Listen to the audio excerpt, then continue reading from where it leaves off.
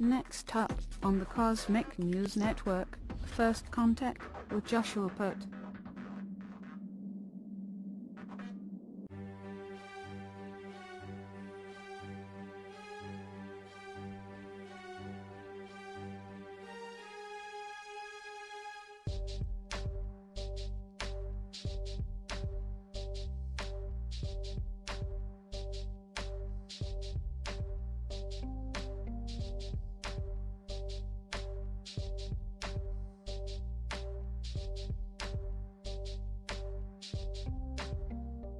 Good morning, Earthlings. Welcome back to First Contact Radio. How you doing today? Today is the 23rd of May. First thing to know is Mercury retrograde has come to an end, so things are moving forward. We have a new sun sign. The sun sign is in Gemini, and we have a new moon sign which is in Sagittarius. Okay. So here we are. So we're looking at our sun sign Gemini right here. Tarot card of the Lovers. It's all about choices. The choices we make. Now there's relationships with the choices we make. Okay, we want to be able to make good choices. Therefore, information is important to making the choices that we have. If we have information, then we can make choices. If we have good information, if we have bad information, disinformation, therein lies the problem. So in order to get good information, there's a certain process that we go through. Our conscious mind should look to our unconscious mind, the feminine aspect of ourselves. That feminine aspect of ourselves should be looking towards the higher self. That way, if we have a nice, good system where our conscious mind and our unconscious mind and our superconscious are all connected in here, then we're in a place where we're able to discern what is going on. Okay, we want to be able to discern what is going on versus what is not going on. And of course, Sagittarius is our moon sign for right now. This is all about truthfulness. The truthfulness of being able to express ourselves in the world while not getting caught up in all of the trappings of the world. This is a physical reality that we're in. Physical reality has its own laws and properties. We need to be able to, as we see here, be in the world, but we have one foot in the water to maintain that connection with spirit. So there is a theme there. We have to maintain our connection to spirit, because if we don't, we run into all sorts of problems. We have a couple of aspects today. The first one is going to be taking place at 10:37 a.m. This is Uranus. Uranus brings surprises, unexpected changes, and things of that nature. So that's going to come up in regards to Sagittarius. Okay, so we're going to have a nice, good flow of energy, nice, good surprises, opportunities, something unexpected that we're going to have to deal with, but all of it is moving us forward to expressing ourselves more truthfully into the world as we go about our daily activities. And then we have a situation, a stationing of Jupiter and Mercury. So our communication gets expanded outward. So it goes on whenever you have Jupiter in the mix, things become more expanded.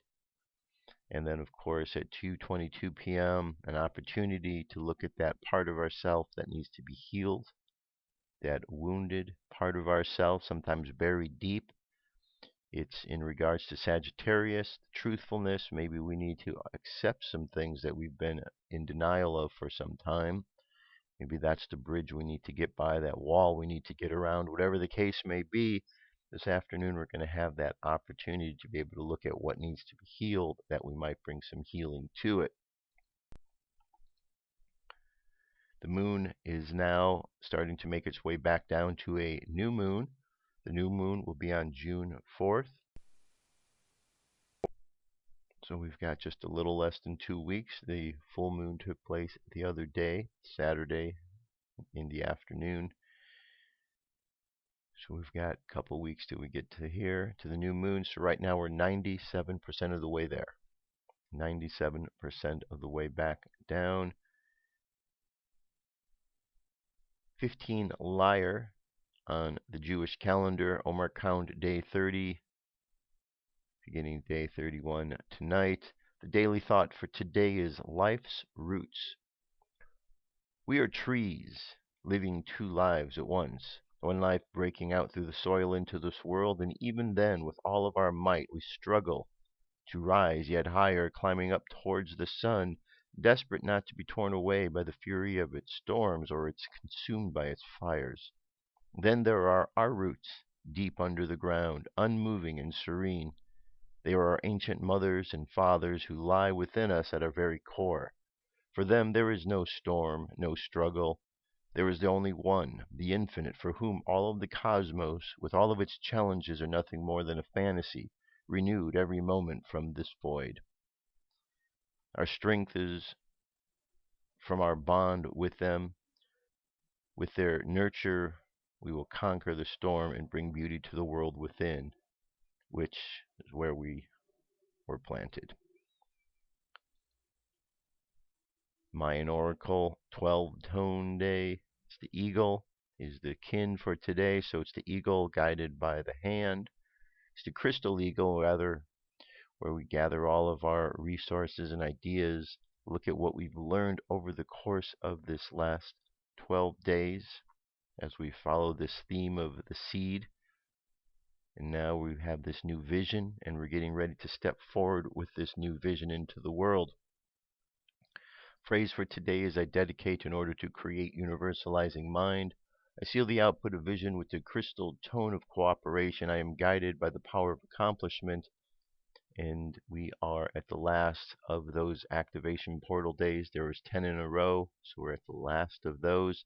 So things should start subsiding after today, but of course we still need to get through today before we look ahead towards tomorrow. And space weather, 488.0 kilometers per second is the solar wind speed at the moment. Planetary K-index quiet as a 2. Got our coronal holes, not very too much right there. M-class flare possibilities at 1%. X-class at 1. Geomagnetic storm activity. Mid-latitudes, it's dropped quite a bit from 25 down to 10. Upper latitudes from 30 down to 15, so things are subsiding. And finally, looking up at the sky tonight. Here we are right here. So below the moon, we've got Saturn. Almost directly below that, and just below that, we've got Scorpio. Off to the right-hand side, we'll see Mars down here. As spring grows late, the spring star Arcturus shines very high in the southeast after dark. The summer star Vega, equally bright, dominates the sky towards the east-northeast. Arcturus is a type K1.5 giant and thus shines pale orange-yellow like a drop of rich ginger ale. Below Mars is Antares, an M1.5 supergiant with deeper fire color than Arcturus. Mars currently looks much yellower than Antares, at least to my eyes, but that's probably because it's so much brighter. Brightness makes any color look desaturated, more towards white, an illusion of human color vision and camera chips too. Jupiter's Great Red Spot transits Jupiter's central meridian around 10:45 p.m. Eastern Time, positioned in excellent view for an hour before after it transits. All right, so there you go. That's cosmic weather. We have a new sign, Gemini. We have a moon sign, Sagittarius. These two work well together. It's a good opportunity to move forward with all of our adventures and things that we're doing. Mercury is no longer retrograde, so that moves us forward. Onward with a new adventure. Things are moving according to plan. All right, UFO News is up next.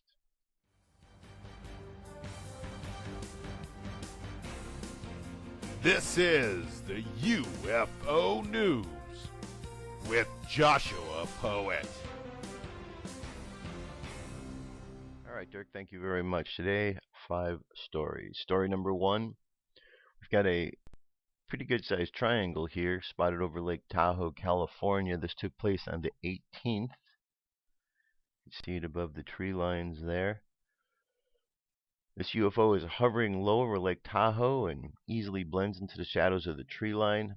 It's no wonder he didn't see it right away. Lake Tahoe has many mysteries about its deep, cold water. This UFO probably came from below the lake. I remember famed oceanographer Jacques Cousteau once said to have had a brush with something horrific in a deep dive in Tahoe in the mid-70s. The world isn't ready for what was down there, he stated. Cousteau never released any photographs or data of the dive, adding to the mystery and the legend, but I have long believed that he may have found alien structures deep below its surface. Okay, the eyewitness says, I was taking a picture outside my hotel room. I was going to send it to a friend. As I was looking at the photo, I noticed something over the treetop line, and when I blew up the picture, I noticed the object. All right, that's what we've got there. Next story here, Argentina. A local witness, UFO and alien in El Dorado. All right, they're drawing what they believe was the object. All right, says this is cool. This week, a small village in Argentina, residents witnessed a UFO that landed in the area, and an alien was seen walking about. This is highly unusual and has not happened very often except in secluded areas with small populations. Last time it was an elementary school in Africa. For aliens to risk their safety by walking around and examining the area, there must be something important about to happen in that area. Aliens have extended lives. Even some are immortal, but less they die in an accident. They calculate the risks. If the risk is too high, they don't do it. For them to do this, something more important other than their own lives was at stake. All right, here's what the witness says. Locals allegedly witnessed UFO and alien in El Dorado in the city of Santa Cruz. Residents of the El Dorado district, El Bastion sector, claimed having seen a UFO, alleging that an extraterrestrial creature. They believe the entity described from its craft and that it made an effort to get back on board when detected by locals. The event took place at 10 in the evening. Local residents went as far as to note that the entity climbed through the trees. Students managed to photograph the gleaming light over their neighborhood. 3 students, alleges the news report, were witnesses of the sighting from El Dorado as they returned home from school. It all began with a bright light down in the sky when the unimaginable occurred. Something came down, straight down, explains a female witness. The light came straight down, more or less, and they say it lost itself in the tree. It tried to get into that house over there, another woman adds. A very loud sound was heard. All the signals went out. There was no way to record that sound. Suddenly it fell down and disappeared. I don't know what it could have been. It happened at 10 o'clock, continues the narration. Local residents say they saw the UFO in the sky, which crashed at Cali number 2 in the district. They even described a strange being that climbed up a tree. A child can be heard saying, "Some eyes looked at me." It was small and gooey, adds another young woman, speaking to a reporter. It extended its arms and climbed a tree. That's when all the neighbors came out, but nothing could be found. The owner of the property remarks, they said it had long fingers and climbed right over there, gesturing to her fence. Okay, very interesting. And here's what they say it looks like. Okay, here we have a mysterious UFO sighting over Uttar Pradesh, India. This took place on the 20th. There's our lights in the sky. Pretty good set of lights there. They kind of look like they're standing still, but the way the lights move, it could be, almost looks like it's on fire, huh? So imagine you're one of the ancients who is sitting around. You see this in the sky. You have no really point of reference to the lights or what lights are. You'd think this was some sort of fire up there, wouldn't you? Alien UFO secrets at Macquarie Island, Australia, May 2016. It says, check out this link before the movie changes. This is the station that has constant lasers firing into space. As per my recent videos, why would you have a laser firing into space? To attract UFOs, of course. Street Cap 1. Okay, so here's 1 minute 30-second video.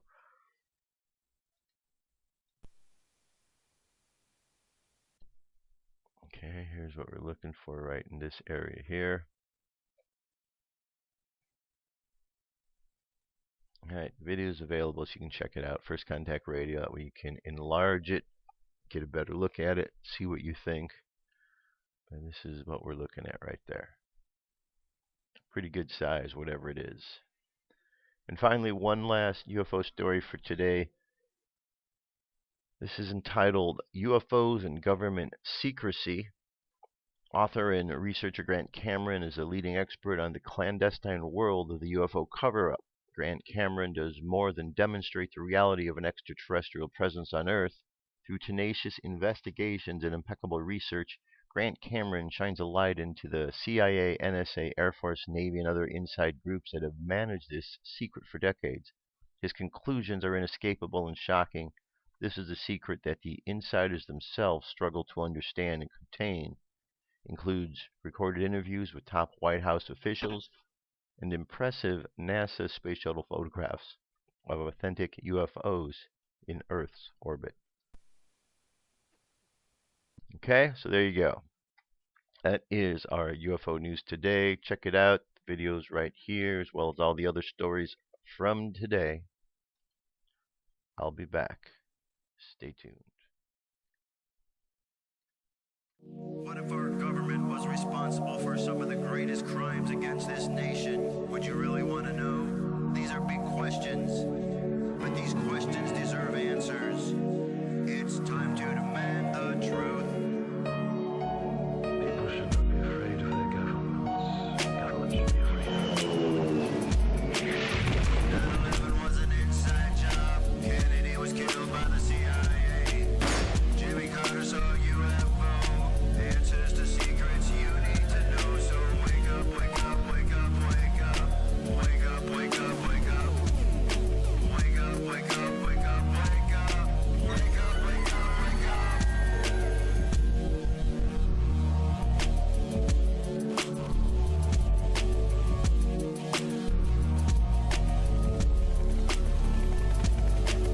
The evidence is overwhelming. Step past your fear, take a look.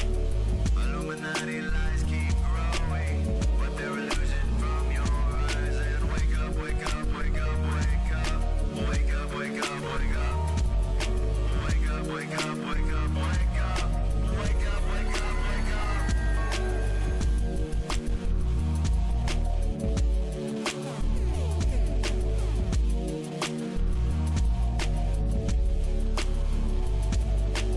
What would our founding fathers say if they were alive today? Must be turning in their graves. Redcoats are coming, big brothers watching. Wake up, wake up, wake up, wake up. Wake up, wake up, wake up. Wake up, wake up, wake up, wake up. Wake up, wake up, wake up. What if I land and two if I see? And I on the opposite shore will be ready to ride and spread the alarm through every Middlesex village and farm. Whenever any form of government becomes destructive of these ends, it is the right of the people to alter or abolish it. When a long train of abuses and usurpations, pursuing invariably the same object, evinces a design to reduce them under absolute despotism, it is their right, it is their duty to throw off such government and to provide new guards for their future security.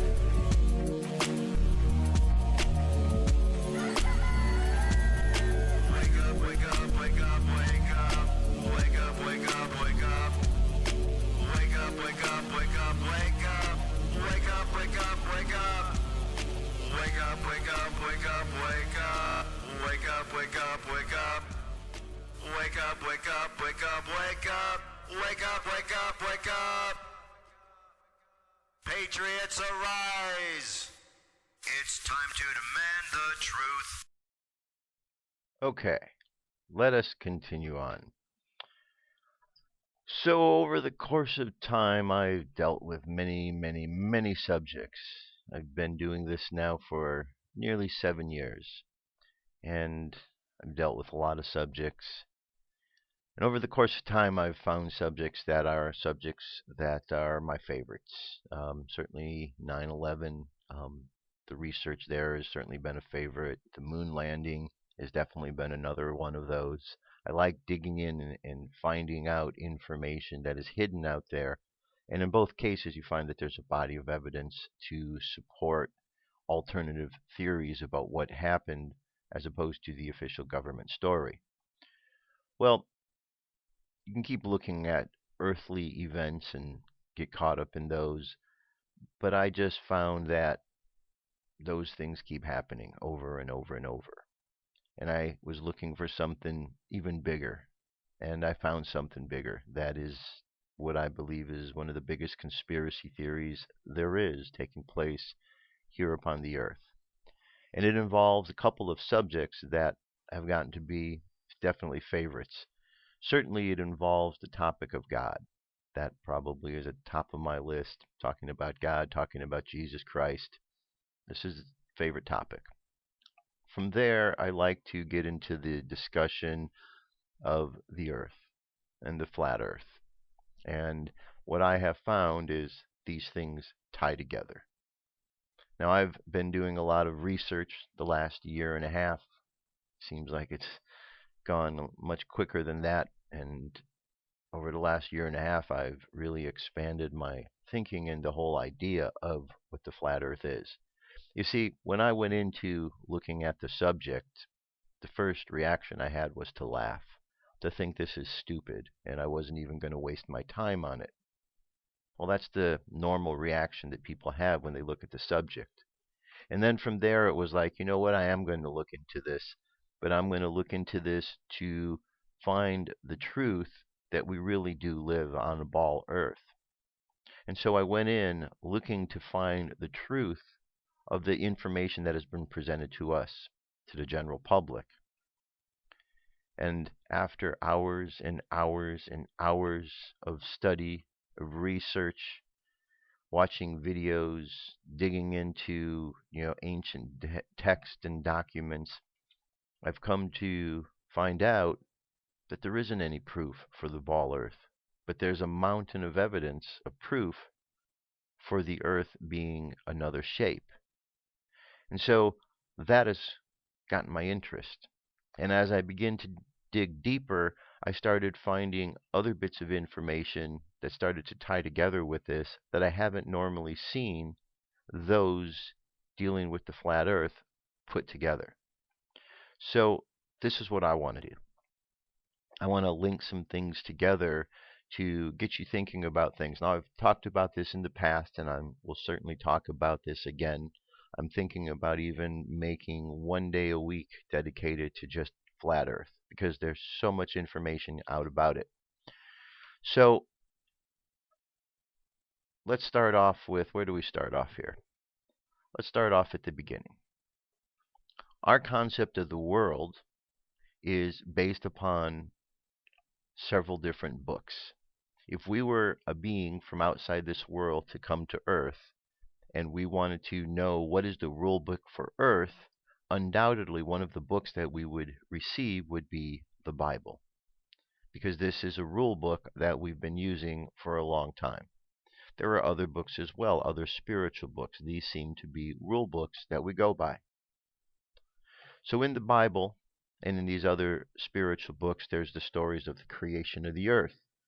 And the Bible tells us at the very beginning, the earth was without form and it was empty. There was just the earth. And then, on day number 1, God created the day and the night. On the second day, God created the firmament. The firmament is the dome that goes over the earth. And the purpose of the firmament was to separate the waters from above from the waters below. Now, after the second day, everything that is created underneath the firmament, underneath the dome. So if we backtrack to the order of creation as we're told in this process of evolution and the Big Bang Theory, we're told that things evolved, that Earth is a chunk of matter that formed into a ball and is moving around this sun. And over time, because we're in the habitable zone, life occurred and so on. Okay, we know the whole story about the monkeys and we've evolved from them. Okay, this whole scientific story that we've been told. But according to the Bible, if we to follow that story, on the second day we've got the firmament and everything else is going to be created underneath the firmament. On the third day, we have the land is called forth from the water. And then on the fourth day, sun, the moon, and the stars are created. So if we are a ball that is revolving around the sun, how did that occur if the earth was created first and dry land was created before the sun and the moon were even created? Not to mention that the sun and the moon, according to the biblical story, are all underneath the firmament. So something is off. Question is, what do we do? Do we take the Bible at face value, or do we throw the Bible away? Because we've been following this book, and if one is following the Bible, if you believe in the Bible, then you can't possibly believe in a spherical earth, because the Bible does not describe the earth as being a sphere. Nowhere. It describes it as a flat plane. It describes it having as four corners. It describes it as being rolled out as the footstool for God. It describes it in many different ways, but it does not describe it as a ball that is moving at 1,000 miles an hour. It doesn't describe it. Doesn't describe how gravity is part of that mixture as well. So reading the Bible, you'd have to subscribe to the flat earth model. If you look at some of the other books of Apocrypha, you've got a flat earth model, the Book of Enoch. I did some information on there, and you saw the work of Rob Skiba and what he has shown after taking the information from the Book of Enoch and then putting that down into an actual form, and we see it's an enclosed world. If we look at the Buddhist works and the story of Mount Meru, we have a flat earth model. If we look at the Quran and the story in there, a flat earth model. Hinduism, flat earth model. You see, up until 500 years ago, to the Renaissance period, the common knowledge was that the earth is flat. When did it change? It changed 500 years ago. Who changed it? Copernicus was the one that was involved. Copernicus was an esoteric scientist. He was studying spiritual things. He was studying otherworldly things. And he came up with a theory that the earth was a sphere, a ball that was spinning. He's the one who came up with this. But even in his writings, you can find that he says that he didn't know that this was actual the way it worked. It was just a possibility, that they had no way to prove it whatsoever. But Copernicus was a Mason. And the Masons were very much involved in what happened, the secrecy of this planet. So we've got the Masons, the Illuminati, the Jesuits, are all of the groups that are behind keeping the information about what we know of Earth quiet. So over time, organizations grew up. We adapted this new idea, this new model that the Earth was a ball, left behind the idea that it was flat, and anybody who brought that up was thought to be wacko, cuckoo, okay? Not in their right mind. If you mention the flat world, forget it. You're a Looney Tune, dismissed instantly. However, all these years have gone by and the topic is still here because there's reality to it that people are aware of. We can open our eyes, we can look around at the world, and we could see that the story we've been told is not accurate. Something is missing from the story. We start to realize that there is truth that has been hidden from us. Commander Admiral Byrd did several expeditions out to Antarctica. And during his expeditions, he talks about the times being out there with multiple other countries, 7 other countries, doing all sorts of testing. They found out that there was resources that were going to be available for years and years and years that was going to help the entire planet. All of these countries were so excited about what was going on over there that there was land, and he went on CBS and he did an interview and he said there was land as large as the United States, completely unexplored. A lot of excitement what was going on, and all of a sudden, for no reason that has ever been given that we know of, they just left. Everybody left. All the promise was available, and then they all left. Why did they leave? Well, there's speculation that they found the edge, that they found something else out there that they don't want the rest of humankind to know. So, at the very least, what we can determine from the information we have is that there is unexplored land out there as large as the United States. That in itself is something that has been hidden from us. We know this because this was in the interview that Admiral Byrd gave. So, there's a lot of information. Okay, I'm going to show you some of this information today and show you some of the research that I've been doing so that you can follow along with it. Because this is a large subject. It's a very intricate subject. It took me quite some time to look at this subject, address the various issues and topics within it, to be able to not only discuss it, but actually get to the point where saying that I believe that this is the model of the Earth, that I don't believe the ball Earth anymore, because that no longer makes any sense to me. So it took me a while to get there. So I certainly don't expect, if this is your first time hearing this, that in one sitting you're going to say, oh, great, Josh, thanks for letting me know. Now I understand, and that's the way it is. Wouldn't expect that. I would expect that you're going to think I'm an idiot if this is your first time hearing this, and you may not want to listen to me anymore because you think I'm an idiot, and that might be the end of it. Or you might dig into it and start doing a little bit of exploration and research. So what we have here is a playlist. This is a playlist of videos that I have been watching all about the flat Earth. Okay, and we go from Flat Earth Clues. We have an introduction, and there's a whole series here, a 12-part series, as you can see. This was the very first one that I ever watched by Mark Sargent, and then here's an interview I did with Mark Sargent. Okay, this will be your first introduction to what the flat Earth is about. He does a great job of breaking it into chunks to make it easily understandable.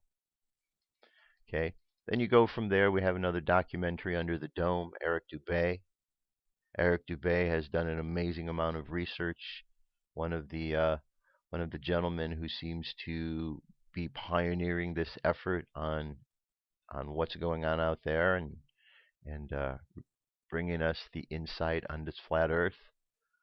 Under the Dome, we have another documentary. Here's one that's really good. It's called Flat Earth Antarctica. Really awesome piece, all about the journey that Admiral Byrd took out to Antarctica, the various journeys, what he discovered.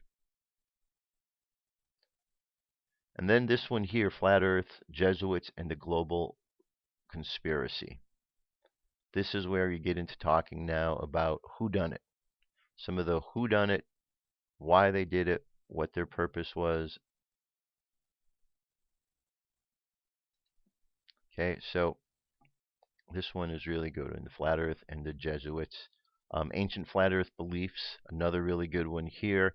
This gets into discussing what the ancients believed. And as I said, every major religion up to 500 years ago knew the Earth was flat. Every one of them. It's only in the modern times, the medieval period of time, when things changed. They had no proof of that. It was simply a theory that was presented, and there was a battle between science and religion. Science won out, and religion started being pushed aside.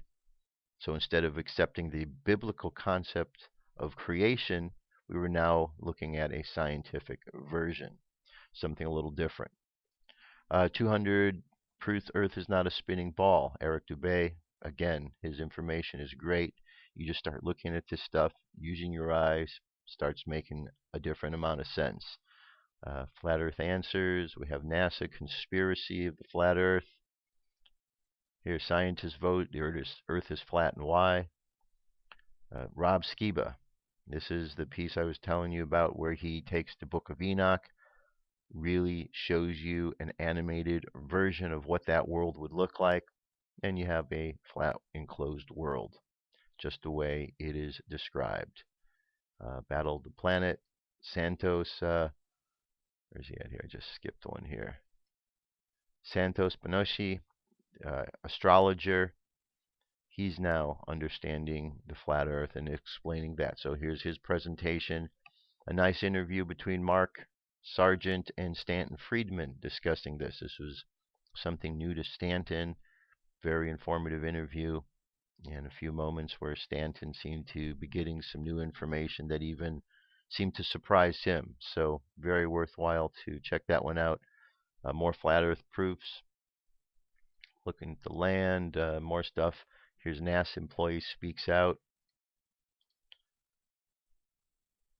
Okay, this is the piece. The guy who worked for NASA, who worked in the graphics department. He was hired as a photorealist painter, and then later he ended up learning and finding out from people that he worked with. And when he was at a party, they were discussing the flat Earth, which got him curious, and then that led him into going into his own exploration about the paintings that were all done, and realizing that there was paintings and artwork that was done being presented as space information, planets, stars, and so on.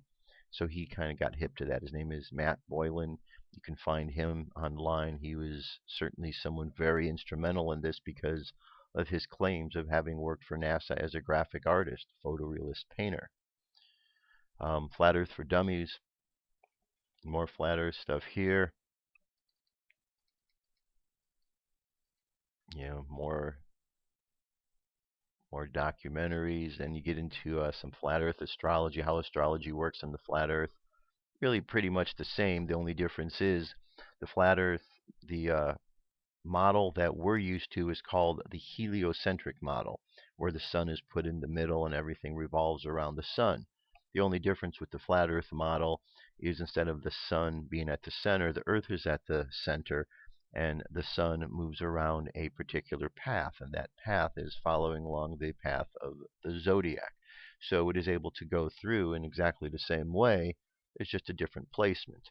Vedic astrology gets into discussing areas where it describes, you know, the more of a geocentric model, and those looking at Vedic astrology seem to feel that it is talking about a flat Earth type system, and that things actually work better from that perspective. More info on here.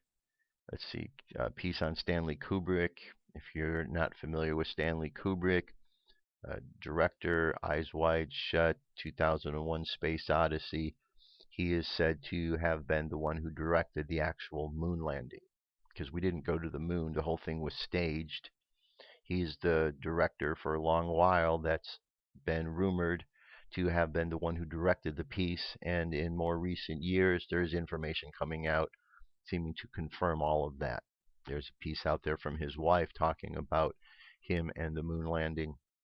And then of course we get into this piece here about Copernicus and the whole conspiracy of how he came about and what he was doing, and you know, I'm going to keep adding to this list because there's a lot there. Tons of information that's available, you know.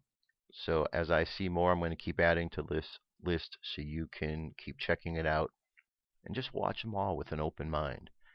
Watch them all. See if you can find the proof that this is a ball. Look for that. Try to find that. But there's a lot of little clues. There's a lot of little tricks. You know, you need to watch the camera tricks that get played in here all the time. You have to be careful with the disinformation. You really need to research. You know, we all know how to research. We just aren't encouraged to do that all the time. So, as I've been studying the flat Earth and studying this model, at the same time I've also been studying the Nag Hammadi. We've talked about that quite a bit in this text of the Nag Hammadi. In the Nag Hammadi library in particular, we have this Apocryphon of John. And the Apocryphon of John, I'd say of all of the books here, this has to be one of my favorites in the Nag Hammadi. And it starts off at the beginning, the teachings of the Savior and the revelations of the mysteries of the things hidden in silence, even those things which he taught John, his disciple. And so we have an account of John out walking after Jesus had died on the cross, and then the resurrection had occurred, and he's out walking, and one of the Pharisees approaches him, starts questioning him. John has some doubts. John goes off to contemplate, and there he has this experience with Jesus. And he tells him this story about creation, and he tells him this wonderful, beautiful story of how we got here. And in the course of the story, he tells him that there's the mother and the father God. I even have a graphic here that we've been looking at. Let me grab this here. Tells him this wonderful story of this mother, father God, who were filled with all sorts of blessedness and foreknowledge and incorruptibility and everlasting life and truth, and how the father looked at the waters around him, saw a reflection, called forth that reflection, to which the feminine presence came forth. And when they interacted together, a spark was created, a spark called the divine autogens Christ. The spark, the Christ, was then created and then given charge to go forth and continue to create on their behalf. So the Christ went out with the blessing of the mother and father and created 4 lights. They came forth, 4 realms, and each one of these realms had various sub-realms to it, 3 sub-realms. And in one of these sub-realms here we have Sophia, also meaning wisdom. And something occurred with Sophia where said that she gave birth to a being in an unnatural way, and this being was called Yaldabaoth. She named him Yaldabaoth, and Yaldabaoth was the ruler of the chaos. He was ruler of chaos. He was this being that came forth in some strange way. Maybe this was a rebellion that took place. Maybe this was a rape that occurred. Maybe it was some sort of, adulterous situation. Whatever it was, out of this incident, this affair, came this being, Yaldabaoth, described as having the head of a lion, the body of a serpent. Sophia was so distraught and upset by this that she cast him out of the immortal realms. And she cast him out, hid him in a cloud. And so Yaldabaoth went off and didn't know where he came from. He knew of the mother, but he didn't know the father. And Yaldabaoth went off creating. Now, the power of creation that he had was the ability to mimic what was already seen, what he already knew. So he went off, and here's this world. The Bible tells us that there is this earth. It didn't have any form. It was empty. Well, it would appear that Yaldabaoth took residence here upon the earth and began to mimic what he knew and create types of life. Well, along the way of creating these various types of life and bringing them into existence, and he brought in these archons, these beings that maybe the grays, maybe demons, angel beings, whatever it was. They could be fallen angels is another name we can know them. Whatever it was, he had all these archons around him, and they created humankind. Well, one step before they created humankind, one day Yaldabaoth was talking to all of those that he created, and he was telling them how he was God, the only God, the one and only, and he was blaspheming because he isn't the only God. And his mother, Sophia, up in the immortal realms, heard him, became very distraught by this, and she appealed to the father and the mother, and it was revealed then to Yaldabaoth that he wasn't the be-all, end-all God. But Yaldabaoth didn't want to hear that. And what happened was he had seen, when God presented himself, he had seen this reflection from above reflecting down into the waters around him. And he saw this being. And Yaldabaoth figured this would be an opportunity to trap this being. So they created the human skin suit, the body. And once he had the body, he then wanted to breathe life into it, but wasn't able to do so because he didn't have that ability. He had this spark of fire that he had stolen from his mother, but he didn't have that ability to really express it into the world, express it into creating something. So along comes God, who sends some emissaries down, tell Yaldabaoth the process of how to do this, and he breathes out from himself this spark of the mother that was inside, which then goes in to animate Adam. Adam is then receiving instruction from this feminine presence that is now animating his being, who then instructs him that he is a trapped being and he needs to move out of this place of being trapped. Yaldabaoth sees what is going on with Adam, sees something is happening with him, so he puts Adam in a deep sleep. We're told then he cleaved him in two in order to try to pull this presence out of him, and it was from there that the woman was made, Eve was made. But there was still this instruction taking place. And so Eve continued to instruct and work with Adam because of the spirit that was flowing through them. And then as one last step in order to get them to evolve completely, this spirit went into one of the creations of Yaldabaoth, which was a serpent. Temporarily went in, not long term, temporarily went in enough to be able to tell Eve that they needed to eat from that tree in order to be able to open their eyes to see that they are being trapped. And once that was done, the spirit left the serpent. The serpent was just, again, an object created by Yaldabaoth. The spirit was gone from it. Adam and Eve went on to be able to have their eyes opened. They were told by the being that they were going to die if they ate from the tree, but that wasn't the case. There was some dishonesty that was there. And Yaldabaoth became upset and kicked them out of the garden, and then raped Eve. And then Eve gave birth to Cain and Abel. Story continues on. So this is the story of Yaldabaoth.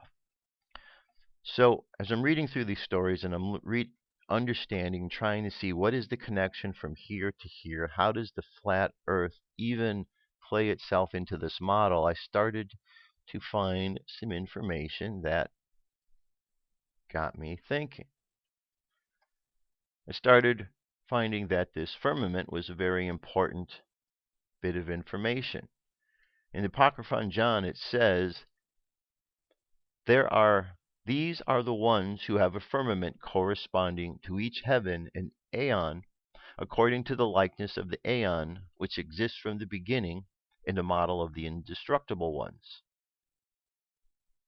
From the Sophia of Jesus Christ, we have, and the immortals who I just described all have authority from immortal men, who is called Silence. Immortal man who is called Silence, because by reflecting without speech, all her own majesty was perfected. Imperishabilities had the authority. Each one created a great kingdom in the eighth, and also thrones and temples and firmaments for their own majesties. For these all came by the will of the Mother Universe. And finally, and the sun will darken, this is from the origin of the world, the sun will darken, the moon will lose its light, the stars of heaven will disregard their course, and great thunder will come out of great power that is above all the powers of chaos, the place where the firmament of the woman is situated. Well, as I'm reading all of this stuff about all of these firmaments, I'm starting to realize that in the immortal realm were all of these creations that had firmaments over them, domes. Started thinking, is this immortal realm a place of domed cities? And is that what Yaldabaoth was doing? He was recreating what he knew of these dome cities because they had firmaments. All of these in the immortal realm, they're described as places that had firmaments, each one of these aeons. So Yaldabaoth created a reality based on what he knew in the immortal realms, but he only knew so much. And he, on top of that, was arrogant, because even though he knew the truth about the Father, didn't want to be able to exercise that. He wanted to be the one in charge. Now, while all of this is going on, even though he's kind of rebelling, everything is happening according to the watchful eye of God, the real God, the source behind all things. So Yaldabaoth continues to create and live, and here we are in this body on this earth. So what I think happened is I think that Yaldabaoth created a counterfeit reality mirroring the immortal realms, but we're not the immortal realms. We're in the material realms where once we go into the material realms, we're subject to the laws of duality, good and evil, right and wrong, that we have to have karma to balance this out and so on. We go into that world, the material realm, and there we really deal with a lot of confusions because we see bad things going on just as much as we see good things. And we get so caught up in all of these things, these distractions of dualities, that we lose sight of the wholeness of what we're about. And I think we've lost sight of the world we live in. So we've been lied to about the world we lived in because we're trapped here.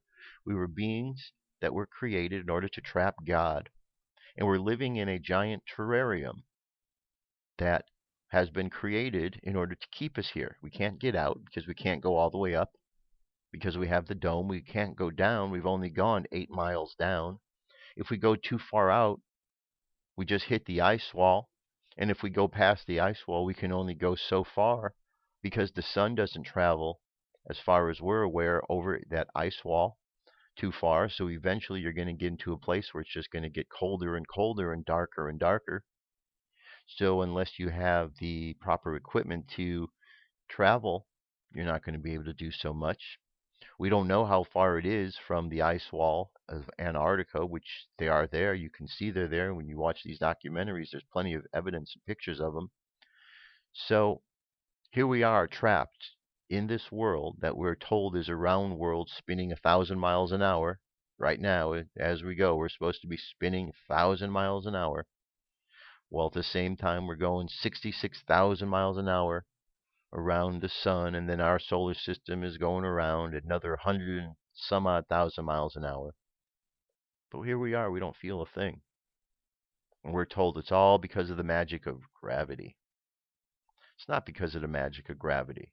We're living, as the Bible says, on a stationless, a motionless plane. How large is this plane? Maybe one day we'll figure that out and we'll know. But right now we're living on a plane. And the true concept of who created this is being hidden from us. We're told that God created all of this, but it would appear from the Nag Hammadi library text and the words of Jesus Christ that the creator of all of this was the fallen one. So here we have a realm, flat realm, with a dome over it, just the same as the immortal realms, where they were planes with domes over them as well. And we're trapped in here, but we don't know how to get out of here. But that is where the mission of Jesus came from, in order to show us how to get out. You see, original sin, as far as the Nag Hammadi expresses, isn't something that happened in the Garden of Eden. Original sin happened between Sophia and Yaldabaoth, when there was something that was created in an unnatural way.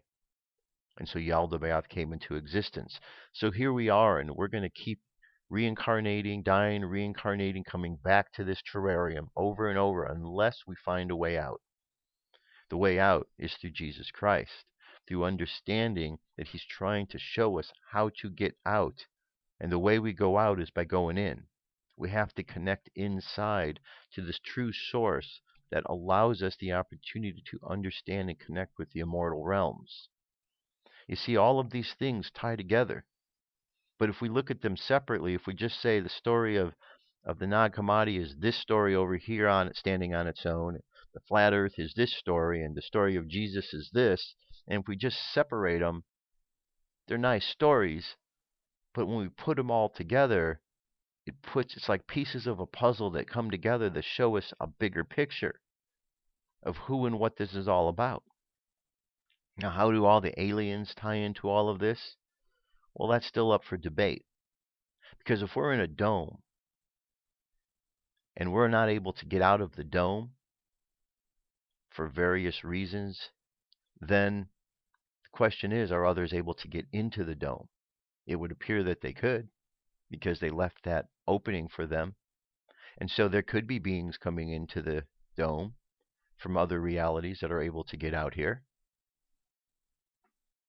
Suffice it to say, the most important thing to know right now is where we're living, that we're in a terrarium. we're in a flat plane with a dome over it, and that we need to get out. And the only way to get out is to remember the immortal realms, remember the teachings of Jesus Christ, that we have to go inside. And when we go inside, we find our connection to the source, to spirit, that allows us the opportunity to get out of here. But we also have to inform all the other humans as well of what's going on, because as long as we're continue to be caught up in this global idea, well, we're going to continuously be fooled, because the global idea that's a man-made concept. It's not a biblical concept. Again, go read through the Bible and you show me where it says that we live on a ball that's spinning 1,000 miles an hour subject to the laws of gravity. Show me where that says that in the Bible. You won't find it because it's not there. But you'll find plenty of places that say this is a flat plane. Now, I brought also a couple of sites here I want you to look at here. Here's a site called The Flat World. This is a good website. I'm just going to leave it for you. It's got so many examples here about the flat earth. So check this one out. Here's a story here. It's about Captain Cook. People ask about references to the flat earth going back, more than this present age. Well, here back into the 1700s, we had a story of Captain Cook and his logs, and Captain Cook made it out to the ice walls, and what they were trying to do was to simply find a way past the ice wall to be able to circumnavigate Antarctica. But he was never able to do that, because as long as they kept sailing, they kept running into this wall. There was no way past it. So basically what you've got is this whole wall. You've got right in the middle of everything is Earth, is the North Pole. And then you have situated around that, you have the various continents. And then you have the seas going out, and all around the edge, you have Antarctica. If you imagine a globe, and you were to take that globe and stretch that globe out, that Antarctica, which is on the bottom, stretches out, and just imagine it as a ring all around the edge. That's the ice wall. And it's 150, 200 feet high, to much higher as it goes around in different areas. But Captain Cook went 60,000 miles traveling around, trying to get around this, and wasn't able to. 60,000 miles is a couple times around. So he wasn't able to find a way in, because the wall is a barrier to keep us from getting there. And that's later what was explored by Admiral Byrd and his group.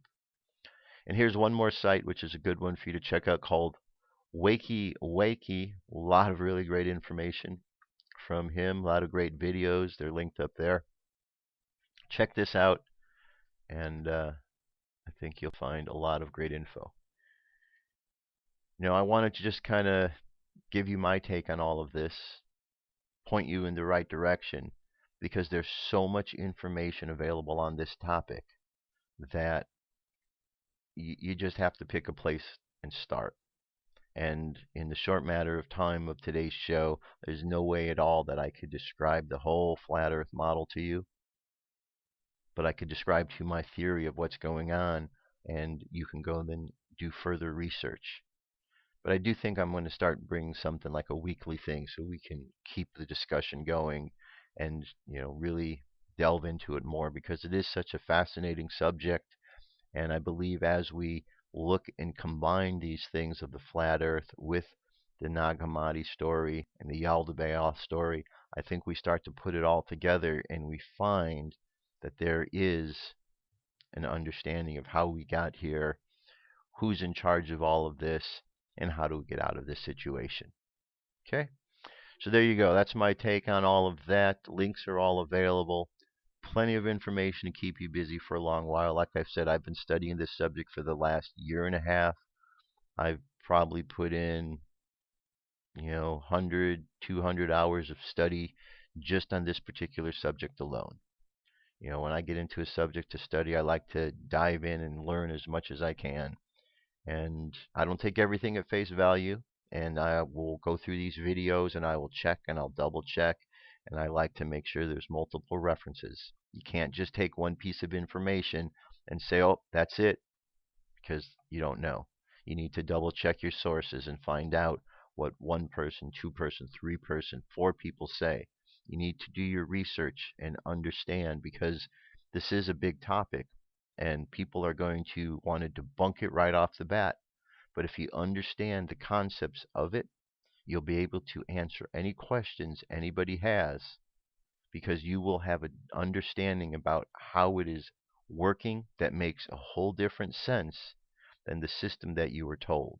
And once you're able to see the lies and the misinformation that's been told to you, it just sticks out like a sore thumb whenever you see it. It's good confirmation to know that you're in the right place, looking at the right thing. All right, here's a message from Archangel Michael. A little longer message than normal, but well worth the listen. Here we go. Archangel Michael tilde the gentle snow of world peace, May 21st, 2016. By Linda Dillon. Increasingly, individual channels are having messages of global impact. This is one such reading with Andrew Erdley. Archangel Michael shares his guidance of what comes after this chaos of the current download of energies from the Mother's legions. Greetings, I am Michael. Welcome, beloved friend, ally. I come as Archangel of Peace, warrior of love, because love is the only thing in any universe that is worth warrioring over, and when I say that, of course I mean in a peaceful way, for there is no room for conflict, bitterness or misunderstanding, intentional or otherwise. You've had the experience of seeing a gentle blanket of snow fall to the earth and cover the Earth Mother. That is the way that peace will and does come, like a gentle falling, not merely of rain, but of snow to cool the fiery emotions, the mental thoughts that destroy and create such chaos. This sensation of gentle snow will follow this extraordinary sense of upheaval and chaos that the latest influx of all of our energies are having upon humanity, and it is in this, in the gentle softness, in the cooling, that my peace and our peace and the Mother's peace will come to reign, will come to be the new normal. So we are as excited, grateful, and as profoundly in awe, as we can possibly be. And so this is what I start with and share with you this day. Yes, the changes, the extraordinary changes that Yeshua has spoken of, that our Lord Jesus Sananda has spoken of, are well underway. But it is important for humanity to also have this to look forward to, that peace does not come in a hailstorm of bullets. It does not come through hand-to-hand combat or shooting planes out of the sky. It comes in the quiet of the moment, in the earliest morning when you can hear the birdsong and the water lapping against the shore. And it is in that sense of deep peace, both within and without, above and below, that the paradigm shift, that the full consciousness of heart is anchored.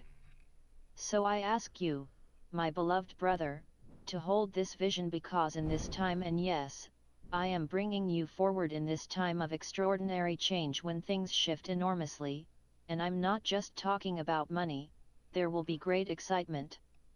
You have your future mission to think of and to look forward to, not with great trepidation but with enormous joy and excitement. But in this sense of excitement, think of the excitement as shining on that snow when it creates millions of diamonds and the brilliance of light that you have to close your eyes and look away. But underneath that strong sun of excitement lies the coolness, the refreshing moisture, the gentle cover for beloved Gaia. I am not speaking of this in some distant future. I am speaking of it very close at hand. Now, are many human beings, and by the way animals as well, having difficulty in navigating these enormous energies of change, of love that are penetrating the planet?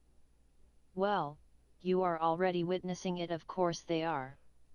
My friend, my brother, my ally, is it not curious that the greatest challenge that humanity is facing is how to create, maneuver, anchor and operate in a sensible way, a participant observer the energies of love?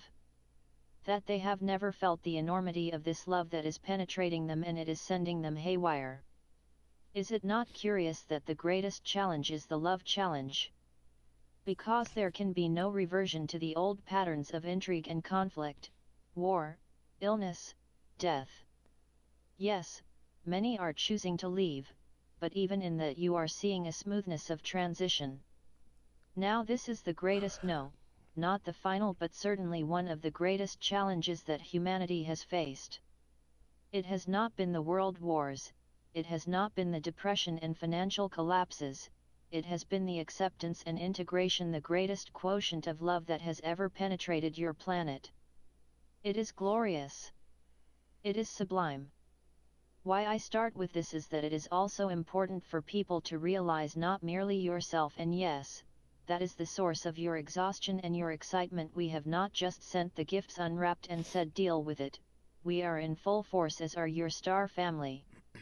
So we are on call and intervening in ways, not intervening with free will, but certainly intervening in ways that are not business as usual as you would think of it. So call for help, allow us to assist. There is no need for singularity or bravado, and there is no need to wallow. Are you in a, and I mean you collectively, and you dear heart, in a time where rest and reintegration and the healthful nourishment of your body, your form, with food and water is necessary, where the gifts of nature are assisting? Absolutely. But call on us as well. Archangel Michael.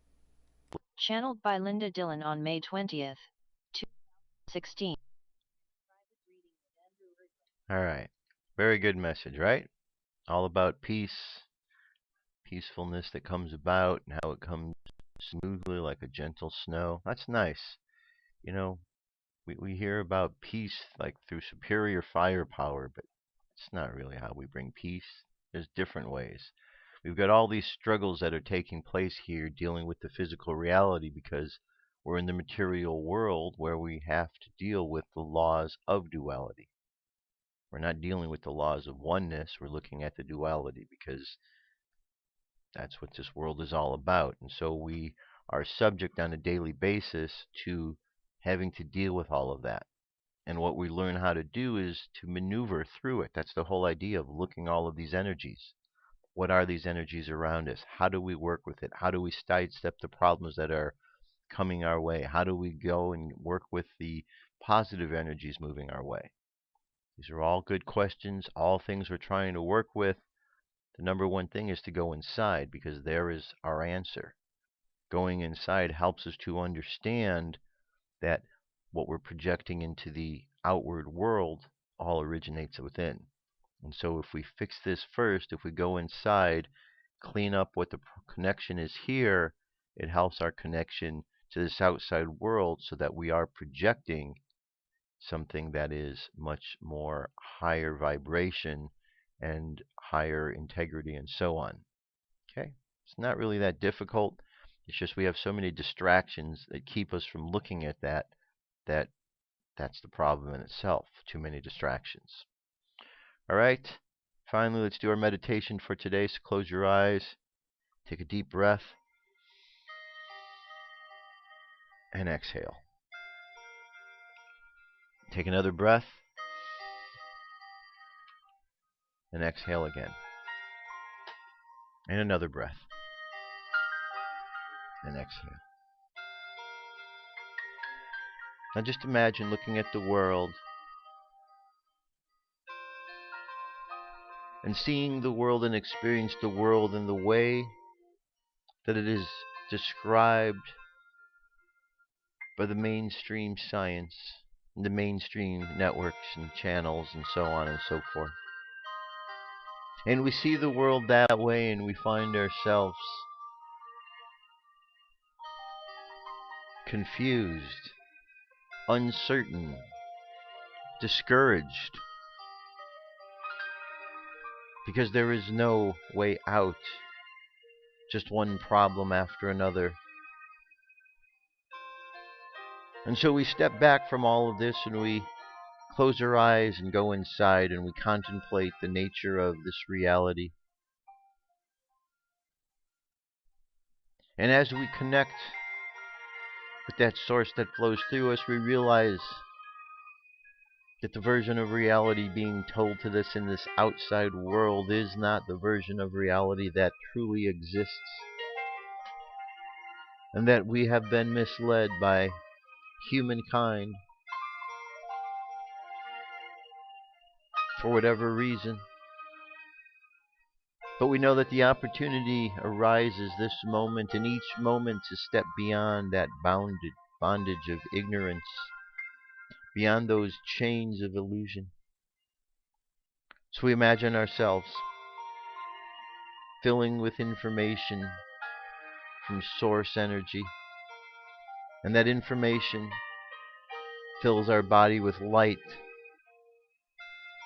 and with that light all the change and distractions and things holding us break free, so we're able to move freely through the world, unencumbered. Heavenly Father, Heavenly Mother, thank you for blessing our lives this day. Thank you for allowing us the opportunity each and every moment to synchronize with your Spirit, to synchronize with the blessings that you pour into our lives continuously. Thank you for having provided us with discernment, that we might be able to discern the lies we are being told from the truths that exist. May our eyes continue to open and our ears continue to hear, that we might know the actual truths of who we are, where we're from, and how we get back to where we need to be.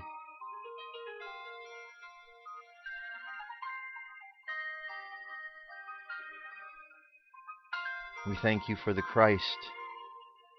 The light of the Christ that shines is a reflection of you, Mother and Father.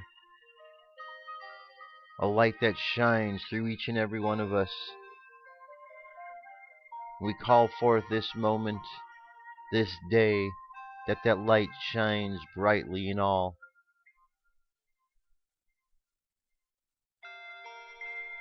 So let our subconscious mind continue on the journey, observing the world